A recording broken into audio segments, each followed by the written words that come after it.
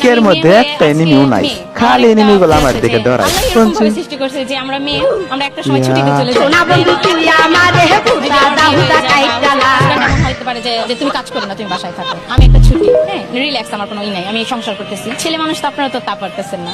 ছেলে মানুষরা দেখতে সেই শুরু থেকে যে কাজ শুরু করছে, একটা সময় ফ্যামিলির জন্য করে, তারপর বউয়ের জন্য করে, এরপর একটা সময় সন্তানের জন্য করে। তো আল্লাহ তো তাদের কত দিছে না, ধৈর্য দিছে না, তারা তো করতেছে।